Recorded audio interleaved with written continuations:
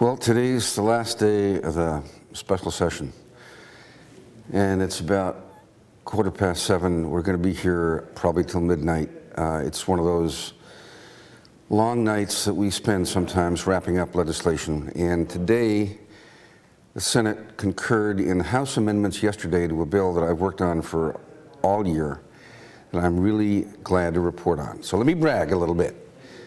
This is a bill that begins the process of closing the institutions for the developmentally disabled. This bill doesn't close them all. It closes one, starts the closure of another. We'll still have 3 out of the 5. In 1973, as a young lawyer, I used to work in one of those institutions, providing legal services to the residents. And it occurred to me then that even since the 1920s, 30s, 40s, public opinion about institutions had begun to turn around. Young parents, as late as the 1950s actually, were advised, oh, you have a child who's developmentally disabled, we have to put the child in an institution. It was bad medical advice, and the medical field has come to understand that. Unfortunately, we legislators are a few decades behind, but we got there today.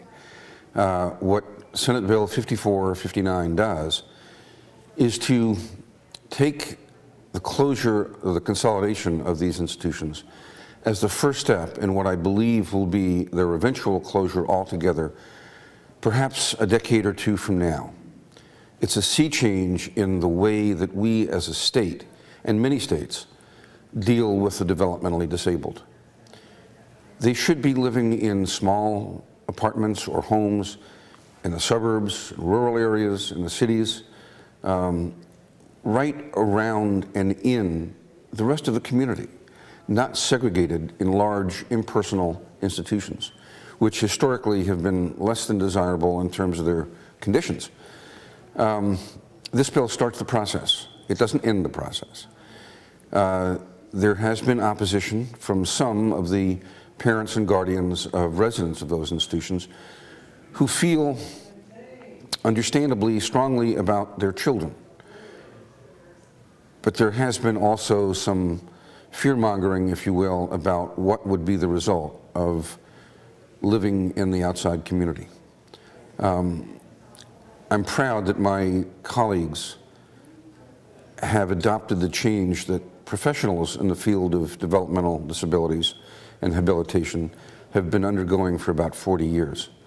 And that is of gradually closing the institutions by attrition, not by purposefully throwing anybody out, making sure that the services that people need, medical, dental, nursing care, psychological care, follow them into the community so that they're there for people when they need them. We're joining the majority of states that have begun this process. 12 states have altogether closed all of their institutions. They're ahead of us. It's not Washington's likely fate to be last in this process, and I'm sure at the end of the day we won't be. This was a step in that direction, and I'm very proud and very happy to have had a role in it. Thank you.